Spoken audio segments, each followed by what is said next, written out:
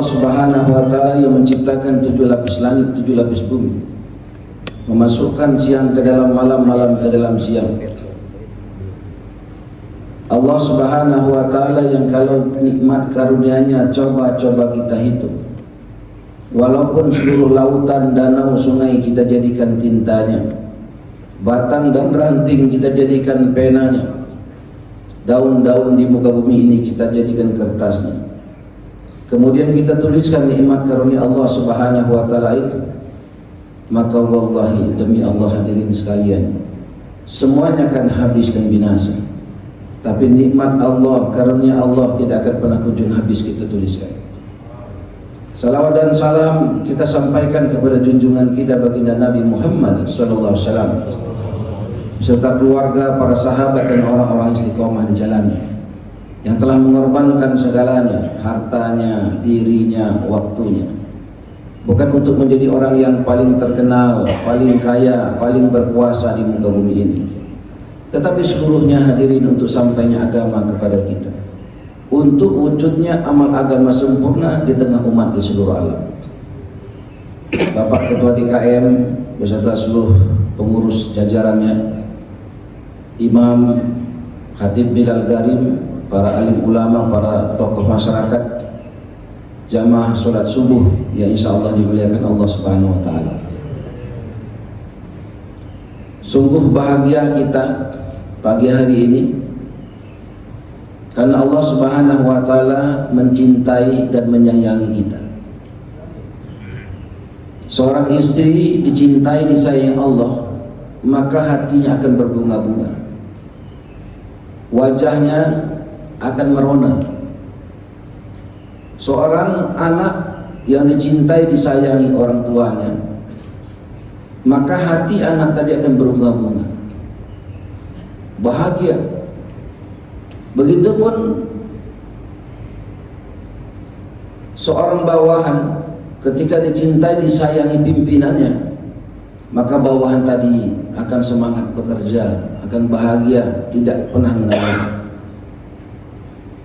Lalu bagaimanakah ketika kita dicintai, disayangi Allah yang menentukan segala sesuatu? Apakah seseorang itu bahagia ataukah orang itu bersedih? Apakah ketika seorang itu mendapatkan kekuasaan atau kehilangan kekuasaan, itu karena keputusan Allah Subhanahu wa Ta'ala?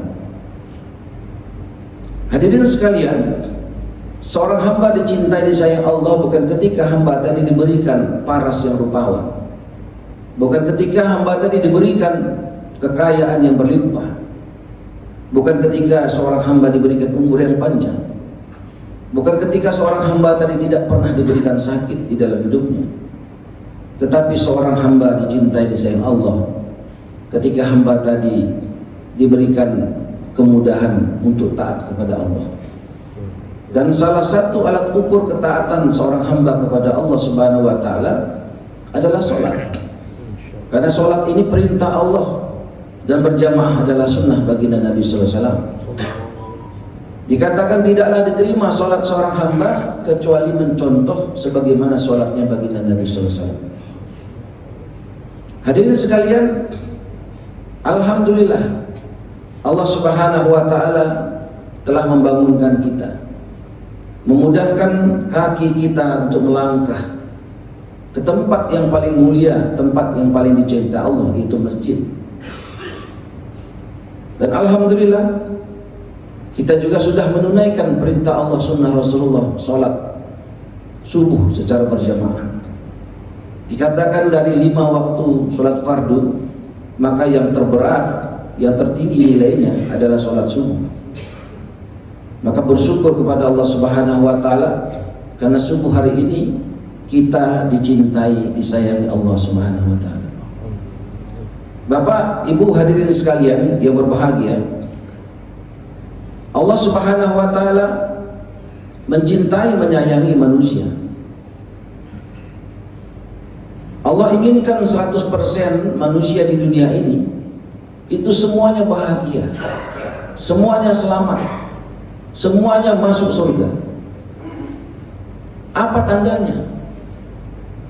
124.000 nabi dan rasul telah Allah Subhanahu wa taala utus, Allah korbankan untuk menyampaikan satu perkara yang menjadi syarat mutlak seorang manusia bahagia, selamat dunia akhirat.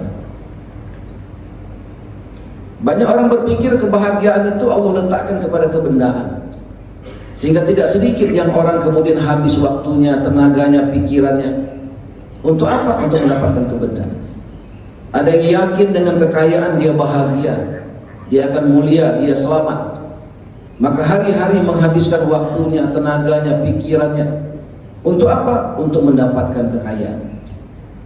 Tidak sedikit orang-orang Indonesia meninggalkan kampung halamannya, meninggalkan keluarganya, meninggalkan rumahnya untuk pergi ke negara lain, menjadi tenaga kerja di negara lain. Karena di Korea misalnya, penghasilan rata-rata pekerja-pekerja kasar di sana itu sekitar 25 juta sampai 30-an juta. Saya pernah ke Korea, kunjungan dengan Menteri Aparatur Negara Pak Asman Abnur ketika itu, dengan wali kota se-Indonesia dan juga Kapolres Jawa Timur. Ketika kunjungan di sana, saya tanya kepada petugasnya orang Korea, saya bilang, Pak, saya ingin ke masjid karena sebentar lagi waktu sholat. Maka orang Korea itu katakan, mohon maaf Tuhan, saya nggak bisa mengantar karena jadwalnya sekarang ini mengantar ke tempat makan. Saya bilang, di tempat makan ada tempat sholatnya? Saya nggak tahu. Oke, kita datang dulu. Ternyata di tempat makan tidak ada tempat itu. Maka saya panggil lagi, Pak, tolong panggilkan taksi, saya kepengen sholat di masjid. Waduh Pak, masjid di sini 2 jam jauh. Saya bilang nggak apa-apa, panggilkan saja. Bapak bisa bahasa Korea tidak? Saya bilang tidak bisa. Sudah berapa kali ke Korea? Baru sekarang. Waduh, saya tidak sarankan Pak. Karena orang Korea, apalagi supir taksi, itu nggak mau ngomong kecuali bahasa Korea. Bahasa Inggris nggak mau. Ya sudah, nggak apa-apa. Panggilkan, kasih tahu alamatnya, resikonya saya tanggung. Oke, dipanggil taksi, kemudian kami naik. Saya berdua waktu itu dengan Herimanto. Naik taksi, saya bilang, Ri, kamu banyak doa, banyak zikir. Kita ini, walaupun beliau bisa ngomong, tapi nggak mau ngomong sama kita ini. Karena kita juga bukan nggak mau ngomong, bahasa Koreanya kita nggak tahu. Udah ngomong sama Allah aja, minta tolong. Doa ya Allah, saya bilang, tolong ya Allah sampaikan. Berangkat. Alhamdulillah, supir taksi sekali nanya. Sudah itu Allah sampaikan ke satu masjid yang besar. Musim ketika itu sangat dingin. Sampai di masjid berbunga-bunga hati kita. Alhamdulillah. Akhirnya wudhu, airnya itu seperti es yang baru cair, sangat dingin. Masjidnya rapih. Ya kurang lebih seperti masjid kita di Masya Allah. Masjidnya rapi, bersih, jamaahnya semuanya senyum, wajahnya nampak dari sini bercahaya semua. Insya Allah ini wajah-wajah calon-calon penghuni surga Allah SWT. Ketika sampai di sana, sholat, sudah sholat, salam, Allah hantarkan satu manusia pas di belakang saya. Assalamualaikum. Saya lihat, waalaikumsalam. Bapak dari Indonesia? Masya Allah, saya dari Indonesia. Siapa namanya Pak? Oh saya Karsun Pak. Oh Mas Karsun, Masya Allah Mas Karsun. Perkenalkan, nama saya Helmi Hasan. Saya dari Bengkulu, dari kota Bengkulu. Kebetulan ada acara dengan Pak Asman Abnur. Oh ya Bapak, acaranya dengan Pak Reni itu Pak, dari perdagangan itu Pak. Oh Mas Karsun tahu saya Pak. Bapak tadi naik apa? Naik taksi Pak. Oh jangan, suruh pulang aja Pak. Ya terus ini apa nanti? Oh mau mobil masjid ada, nanti saya antarkan. Akhirnya didatanginya taksi, kemudian dia bicara, taksinya kemudian pulang. Pak, sekarang kita ke ruangan ketua DKM. Masya Allah, ini negara-negara Korea hadirin. Itu masjidnya Masya Allah, bagus, rapi, tertata betul. Datang saya ke satu ruangan, ada satu orang yang sedang duduk di sana, orang Korea asli. Menyampaikan salam, dia sambut, dia berdiri langsung di peluknya kami. Saya bilang, ya Allah, kalau seluruh ketua DKM masjid seperti ini, siapa yang gak mau ke masjid? bahasanya beda, wajahnya beda, negaranya beda, belum pernah ketemu, baru sekali ketemu, tapi sambutannya seperti saudara kandung yang sudah lama sekali nggak ketemu, ditunggu-tunggu baru ketemu. Saya bilang subhanallah. Dia ngomong bahasa Korea, saya ngomong bahasa Indonesia, tapi Allah sambungkan. Kadang-kadang bahasa dia Indonesia, bahasa kita Indonesia nggak nyambung-nyambung. La ilaha illallah. Ngobrol singkat, kemudian diterjemahkanlah sama Mas Karsu. Singkat cerita, kemudian kami pamit, kendaraan diberikan. Saya bilang, Mas Karsu nggak salah kita ini merepot. Enggak Pak, kami justru senang Pak, ini ketua DKM justru senang. Oh begitu, iya. Itu kepahaman pengurus masjid yang ada di Korea. Senang betul kalau kemudian ada kemanfaatan yang bisa diberikan terhadap umat. Hadirin sekalian, hari ini banyak sekali masjid-masjid di Indonesia yang kemudian seakan-akan itu tidak menerima. Jamaahnya seakan-akan tidak menerima. Senyum tidak ada. Sehingga kemudian banyak sekarang masjid di Indonesia tiangnya lebih banyak daripada jamaah. Bahkan celengan masjidnya lebih banyak daripada jamaah. Sehingga hadirin 1 juta masjid yang ada di Indonesia ini, yang seharusnya menjadi asbab Indonesia menjadi negara yang paling maju, negara yang paling bahagia masyarakatnya, tetapi seakan-akan nggak ada ngefek, nggak ada efek masjid terhadap bangsa kita ini. Padahal Allah Subhanahu wa Ta'ala yang berjanji, bukan elit yang berjanji, bukan sekelompok orang yang berjanji, bukan sekelompok organisasi yang berjanji, tapi Allah menjanjikan siapa yang mencintai masjid, Allah cinta kepadanya. Allah menjanjikan siapa yang memakmurkan masjid, Allah berjanji akan memberikan kemakmuran kepadanya. Kalau satu negeri, satu bangsa mencintai dan memakmurkan masjid, Allah yang akan mencintai dan memakmurkannya.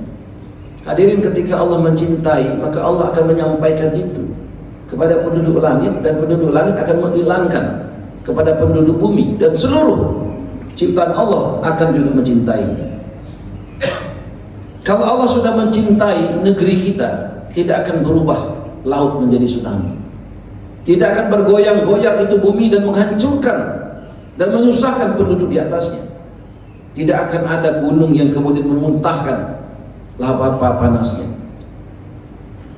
Maka dari sekalian, harusnya Indonesia ini negara yang paling aman, paling bahagia, paling sejahtera masyarakat. Orang-orang tua kita katakan Indonesia ini bagaikan kepingan-kepingan surga yang jatuh ke bumi. Maknanya tidak ada kebaikan untuk manusia yang Allah tidak berikan kepada Indonesia. Iklim terbaik Allah berikan kepada Indonesia.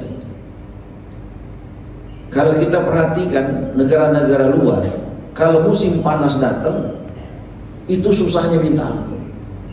Parkir mobil, motor di luar rusak, bannya hancur, aspal memuai. Sering kita lihat beritanya. Kalau musim dingin datang di negara orang, itu jalannya salju, jadi susah. Roda 2, roda 4 susah. Atap rumah penuh salju. Pintu kadang-kadang susah dibuka karena depannya penuh salju. Tapi Indonesia, Masya Allah, iklim terbaik. Kalau panas datang, enggak juga kepanasan betul. Kalau ada tempat dingin juga, tidak juga sedingin betul. Sepoi-sepoi saja, enak, nyaman. Tanah Indonesia, tanah yang sungguh sangat subur. Dulu kepahaman kita, namanya korma itu hanya tumbuh dan bisa ditanam di negeri Arab. Tapi sekarang itu terbantahkan. Di tempat kami ada Mas Katno namanya, pemimpin sebuah media besar di sana, menanam korma di depan kantornya. Ada 2 batang ditanam. Alhamdulillah tumbuh dan buahnya lebat-lebat.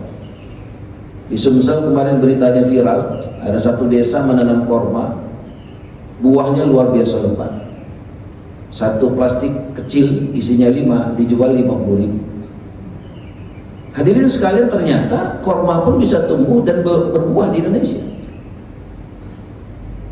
Begitu juga tanaman-tanaman yang lain. Bahkan ada dulu penyanyi menggambarkan bagaimana suburnya Indonesia dengan mengatakan tongkat kayu dilempar jadi tanaman. Itu penyanyi. Hadirin sekalian, perut bumi Indonesia tidak kalah lagi. Batu bara terbaik ada di Indonesia, emas, nikel dan segala macamnya. Kita diberikan laut yang begitu luas. Di dalam laut Indonesia begitu banyak kebaikan untuk manusia. Ikan-ikan terbaik, minyak bumi terbaik, sungai, danau, mutiara begitu banyak. Belum lagi bicara pemandangan yang indah.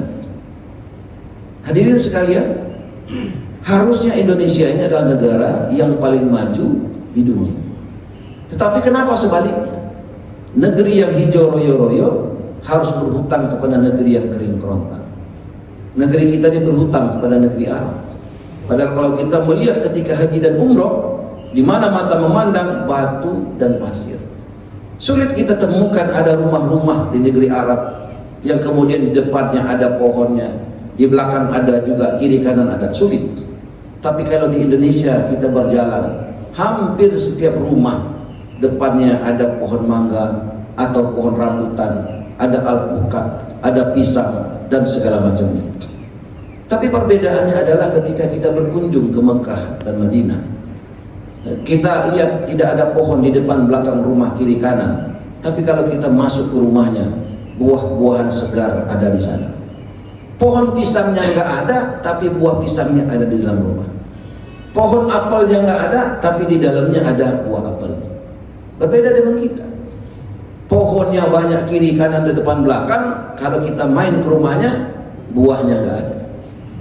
Di dalam rumah paling banter ada cabai kering, kata ibu-ibu. Hadirin sekalian, apa masalahnya? Apa tanah kita kurang subur? Tidak. Apakah kurangnya jurusan pertanian, doktor, profesor? Tidak. Lalu masalahnya apa? Masalahnya gunung didaki, lautan diseberangi, masjid dilewati. Betul apa betul, Bu? Hadirin sekalian, persoalan-persoalan sini berganti yang diderita di Indonesia. Kemarin saya mendapat curhatan juga. Kemarin kan siang kerjasama dengan Gubernur Sulsel. Gubernur Sulsel retreat sama saya satu kamar. Jadi beberapa malam kami satu kamar, sering bicara-bicara tentang agama, tentang masjid dan segala macam. Dan kemudian ketika itu saya katakan, Pak Gub, nanti tolong kita atur waktu, kita buat perjanjian MOU antar pemerintah Sulsel dengan Bengkulu. Ya, intinya adalah bagaimana kita sepakat membangun masyarakat yang religius dan bahagia. Orang tanya, apa itu religius yang dimaksud, Pak? Religius itu la ilaha illallah. Bagaimana kemudian keyakinan umat, keyakinan masyarakat sempurna kepada Allah, takut hanya kepada Allah, harap hanya kepada Allah. Sehingga ketika sempurna kepada Allah, tidak akan ada namanya kesusahan. Terus bagaimana? Lokusnya bagaimana? Saya bilang di masjid. Jadi fokusnya itu di masjid. Bagaimana masjid bisa buka 24 jam dengan amalan-amalan masjid baginda Nabi SAW. Dakwah ilallah, ta'lim wa ta'lum, zikir, ibadah, iman. 4 program utamanya. Jadi bagaimana masjid buka 24 jam dengan program 4 program utama, dakwah ilallah, ta'lim wa ta'lum, zikir, ibadah, iman. Sehingga dakwah ilallah ini hidup di masjid baginda Nabi SAW. Walaupun tiangnya batang korma, atapnya pelepah korma, lantainya hanya pasir, tetapi dari 4 amalan di masjid ini lahir generasi-generasi terbaik. Ada muda yang nggak pernah kampanye, nggak pernah debat, nggak pernah masang baliho, apalagi kalender stiker, tapi Allah angkat jadi gubernur. Ada preman besar yang kepengen membunuh Nabi, tetapi Rasulullah katakan kalau ada Nabi setelah Rasul, Umar nabinya. Hadirin sekalian, di mana mereka dilatih? Ketika itu nggak ada pondok pesantren, tidak ada universitas. Mereka dilatih, mereka dididik di dalam masjid. Bahkan tahanan-tahanan perang yang diikat di tiang-tiang masjid ketika itu, ketika ingin dibebaskan, mereka mengatakan mereka tidak mau pulang ke kampungnya. Mereka ingin tinggal. Mereka ingin kemudian menjadi seorang yang muslim. Apa yang menyebabkan? Apakah ada pedang tajam yang di leher mereka? Tidak. Mereka melihat dan mendengar amalan masjid. Mereka dengar kebesaran-kebesaran Allah di dalam masjid dibicarakan hari-hari. Allah kuasa, selain Allah tidak kuasa. Dunia sementara, akhirat selama-lamanya. Dunia bukan tempat tinggal tapi tempat meninggal.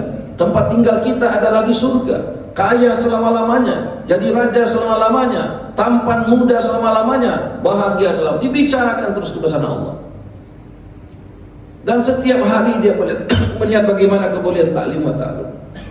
Dia mendengar bagaimana kemudian zikir ibadat juga hidup di dalam Masjid Nabawi. Perkhidmatan hari-hari dirasakan. Hadirin sekalian, orang Kamboja katakan cara Nabi menyatukan hati umat, beng-beng pek-pek, makan-makan jalan-jalan. Jadi katanya, kata orang Kamboja, di Kamboja itu Bapak sekalian, Masya Allah, kalau kita dari luar mendengar Kamboja, yang tergambar negerinya negeri kafir. Kalau kita mendengar Kamboja, maka kita anggap, oh nggak ada apa-apanya Kamboja, sama Indonesia nggak sebanding, betul. Sama Sumatera saja nggak sebanding, betul. Tapi ketika kita sudah masuk ke sana, kemudian kita saksikan bagaimana kehidupan umat Islam di sana, Masya Allah. Masjid-masjid di sana makmur, Pak.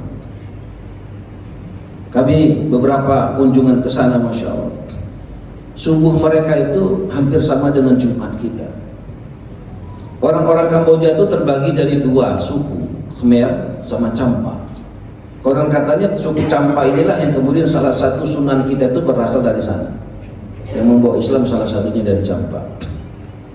Orang Kamboja katakan cara Nabi menyatukan hati umat itu dua cara saja, beng-beng, pek-pek, makan-makan, jalan-jalan. Singa ganas dari hutan, diajak makan, diajak jalan, diajak makan, diajak jalan, lama-lama jinak tuh singa. Ikan lumba-lumba paling takut dengan api, Pak. Tapi coba ikan lumba-lumba kita perhatikan pelatihnya apa yang dilakukan, diajak ini lumba-lumba dikasih makan, diajak jalan-jalan, keliling-keliling. Dikasih makan, diajak keliling-keliling. Kemudian ada bola api dinyalakan. Lumba-lumba paling takut dengan api, tapi ketika sudah diajak makan, diajak jalan, disuruh loncat, maka lumba-lumba pun akan loncat di dalam bola api. La ilaha illallah. Itu orang Kamboja katakan itu kekuatan makan-makan, jalan-jalan. Jadi program memakmurkan masjid sebenarnya nggak repot-repot. Kalau singa tadi hari-hari dikasih ceramah, hari-hari dikasih ceramah, lama-lama tukang ceramah diterkam sama singa. Maka program-program kita ketika menjadi wali kota, kita bawa kerjasama, menjalin kerjasama masyarakat yang religius dan bahagia. Religiusnya adalah fokusnya bagaimana masjid buka 24 jam dengan amalan masjid bagi Indonesia Salat. Hadirin, hari ini kalau kita perhatikan, kenapa Indonesia susah maju? Karena masjidnya banyak tidak buka 24 jam. Yang buka 24 jam di Indonesia hari ini apa? Hotel. Hotel buka 24 jam. Nggak ada hotel buka 5 waktu, nggak ada. Siapa yang mau nginap? Yang buka 24 jam pom bensin, minimarket, rumah makan, tempat hiburan. Masjid aneh, Pak, kalau buka 24 jam. Ada pengurus masjid mengatakan, Pak, kalau buka 24 jam saya nggak kerja dong, Pak. Pak, kalau buka 24 jam itu bagaimana istri anak saya, Pak? Yang kita maksud buka 24 jam bukan ketua DKM nggak pergi-pergi dari masjid, bukan. Tapi bagaimana masjid buka 24 jam dengan amalan masjid. Ketika menjadi wali kota, alhamdulillah hampir seluruh Indonesia kita sudah bangun kerjasama. Saya sering contohkan Tangerang Selatan misalnya. Dulu ada satu masjid di perumahan Hakim-Hakim Agung, masjidnya kecil, tanahnya pun sekelilingnya punya Pertamina. Nah, pengurusnya ketika itu sangat tertutup, banyak larangan, sehingga kemudian masjidnya jadi sepi, WC-nya digembok, kalau lagi nggak sholat dikunci, sehingga orang nggak tertarik ke masjid. Meninggal pengurusnya, ganti pengurus baru. Kita sering muzakarah, saya kerjasama sama Bu Airin, MOU kita, dan disampaikan dengan pengurus masjid setuju, yuk kita muzakarah bagaimana caranya agar masjid ini jadi makmur. Maka dibuatlah program masjid buka 24 jam, dibuatlah program makan-makan, jalan-jalan. Bapak dan sekalian, sekarang masjid itu sudah 4 lantai, boleh kunjungan ke sana nanti. Tanah Pertamina yang dahulu kala ya dilarang untuk dipakai, sekarang dikasih, sehingga tanah masjid pun jadi sangat luas. Pengurus masjidnya katakan, Pak, sekarang kami kesulitan untuk menghabiskan ini celengan masjid. Ini Bapak lihat masjidnya sudah berubah 4 lantai, bingung, duitnya masih banyak, mau dikemanain lagi. Akhirnya di kiri kanan dibikinlah ada kolam ikan, ada juga sangkar burung. Di setiap sudut disediakan es krim gratis. Ketika kami silaturahim dengan tetangga masjid, ada satu rumah, suaminya seorang kapolres di satu tempat, kemudian bercerita istrinya bersemangat betul, dia bilang, Pak, alhamdulillah masjid kami sekarang sudah makmur. Kalau dulu anak saya pulang dari masjid nangis-nangis karena dimarahi pengurus masjid, sekarang anak saya pulang bawa es krim, Pak. Oh gitu. Saya tanya, nak, kamu es krim dari mana? Dari masjid, mah. Kok ada es krim di masjid? Kamu kan nggak bawa duit. Dikasih, mah, gratis. Di masjid ada es krim gratis, mah. Saya lihat betul anak saya begitu bahagia datang ke masjid, sehingga saya pun ikut bahagia. Cuman saya ragu, apa betul ini masjid ada es krim gratis? Akhirnya suaminya diminta sama istrinya, tuh temenin anak ke masjid. Walaupun Kapolres di luar, Pak, kalau di dalam nggak Kapolres. Akhirnya nih, ini anak bukan ahli hadis, nggak tahu dalilnya, tapi anak ini menjadi dai-nya Allah, menjadi asbab bapaknya seorang Kapolres yang jarang ke masjid jadi ke masjid.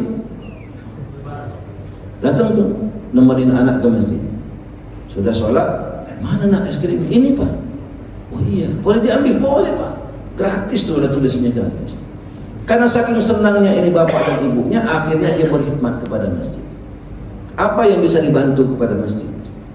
Maka masjid katakan, ya silakan ibu apa yang bisa dibantu, karena dia buka catering, maka setiap Jumat dia memberikan makanan untuk siapa yang sholat Jumat.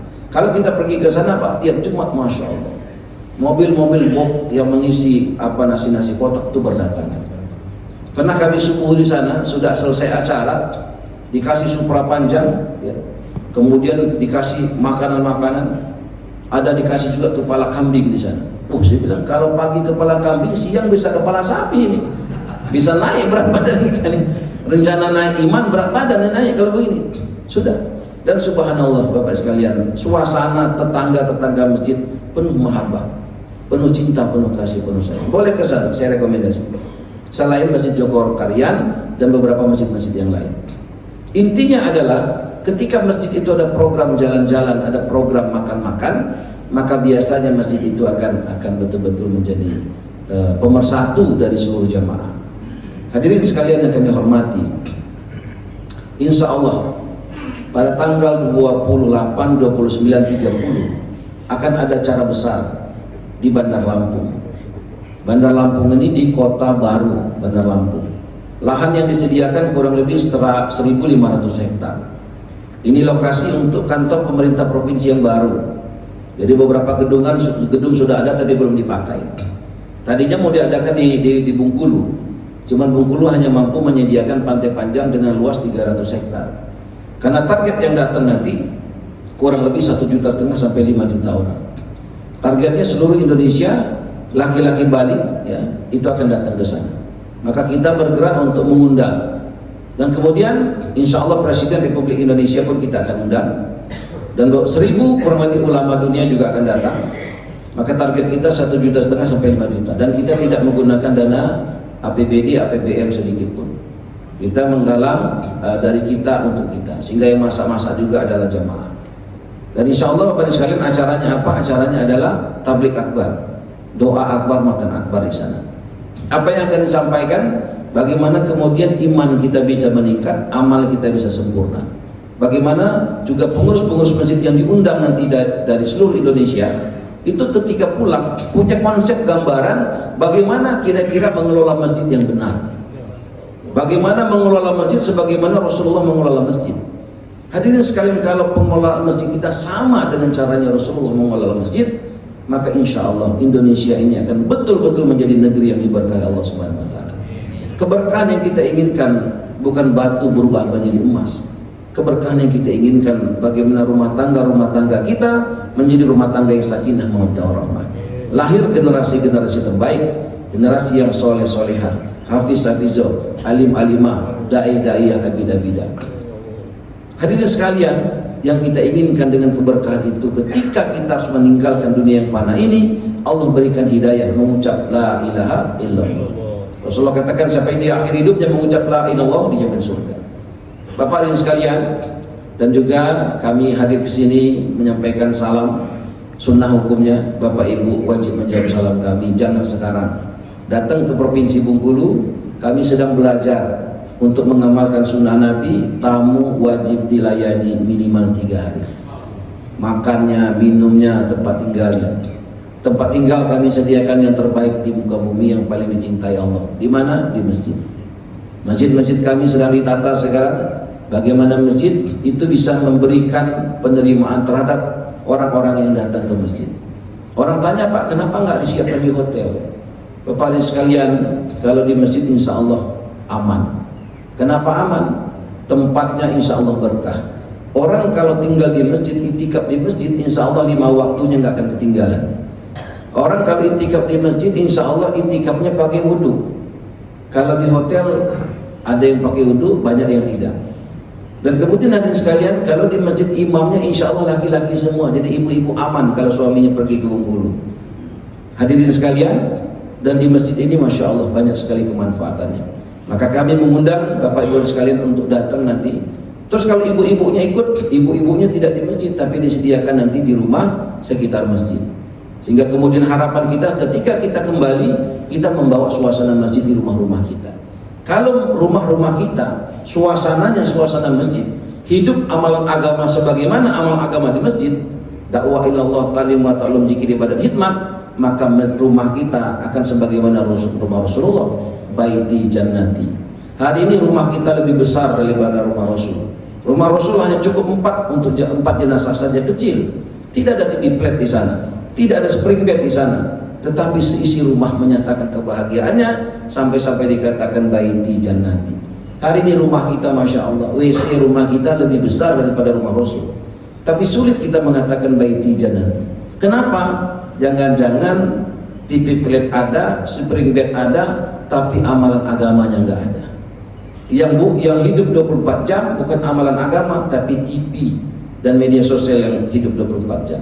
Sehingga sulit rasa-rasanya di dalam rumah kita ada sambung hati.